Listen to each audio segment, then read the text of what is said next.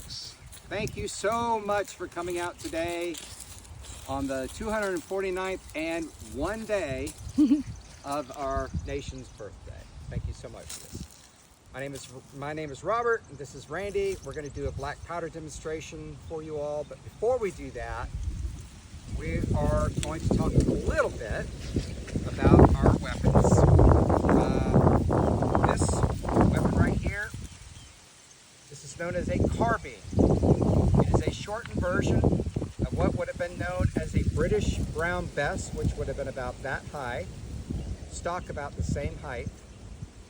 The reason why it's called a carbine is that this was used by the cavalry during the American Revolutionary War.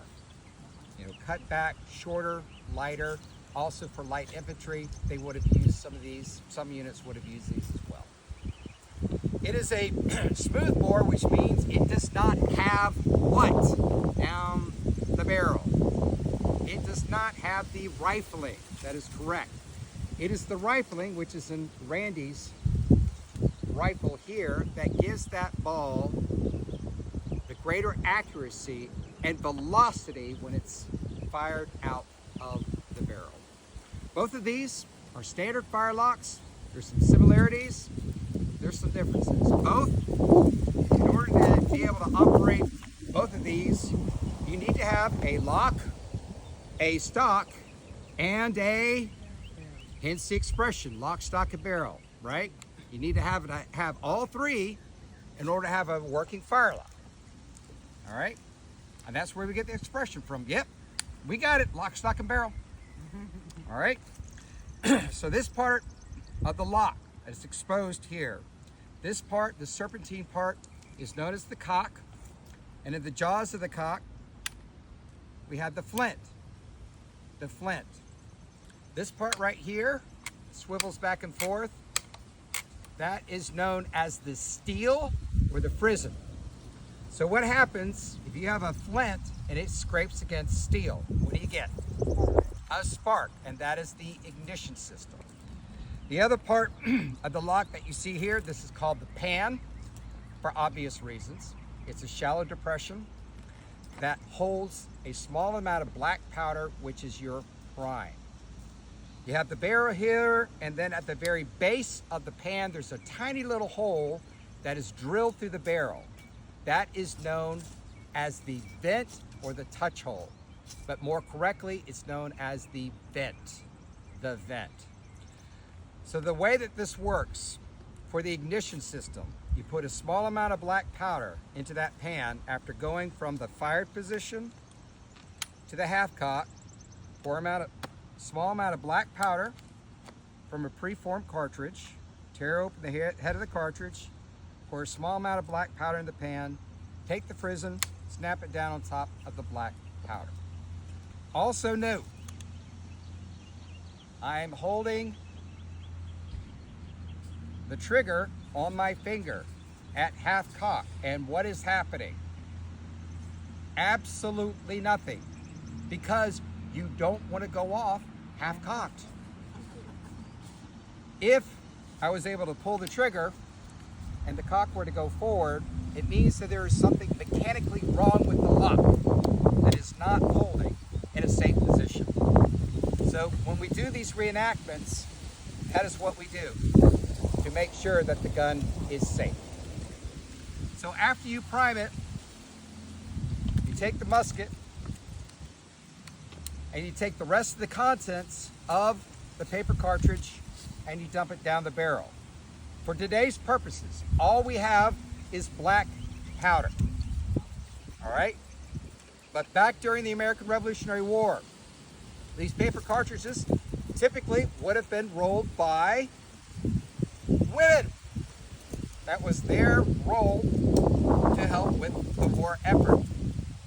Pre-measured amount of black powder.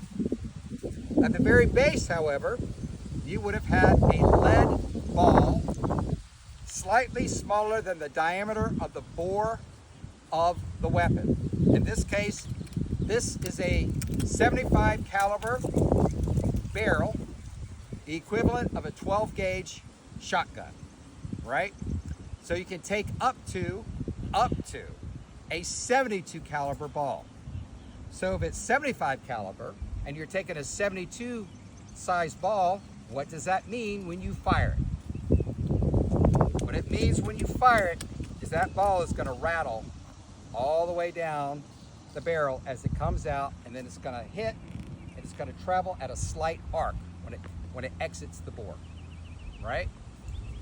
So, does that make it terribly accurate? Mm-hmm. Up to a point. The effective range, well, let me put it this way. The range of a smoothbore musket is 100 yards. The effective range, your ability to hit a man-sized target within a certain distance, is much shorter, about 30 yards.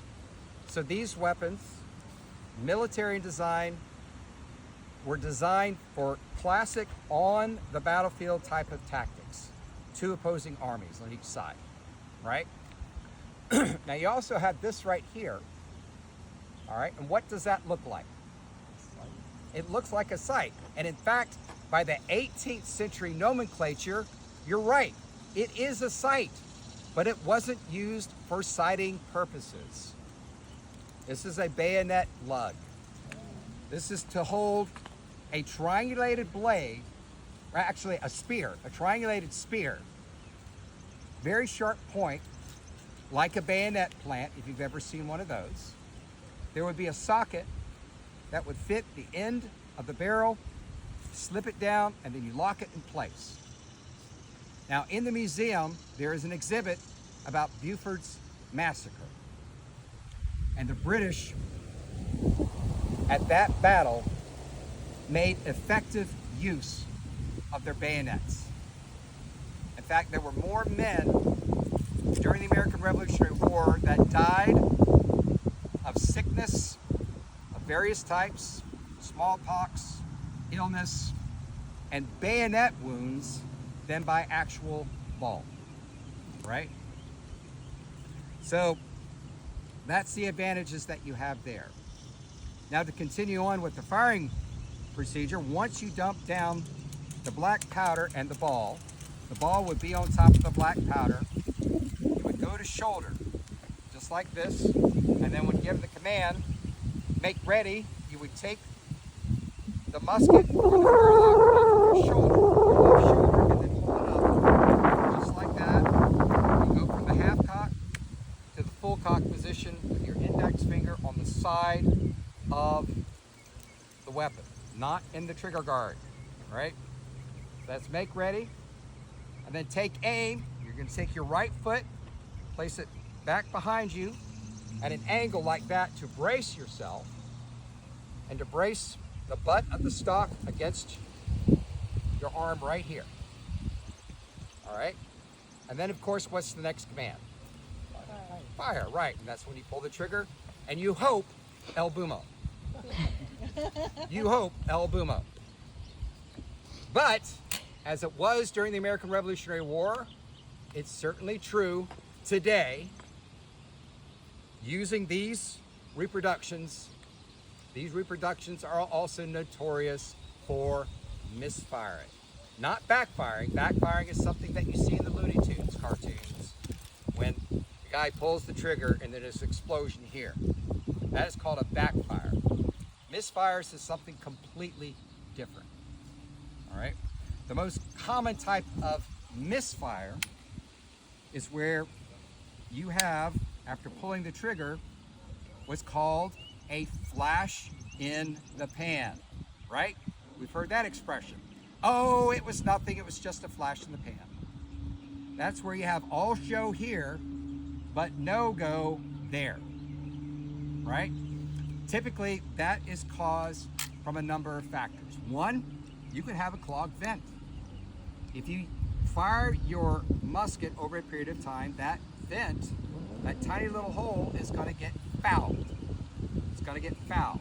So sometimes you don't get that plasma stream when you have the ignition take off that goes through the vent.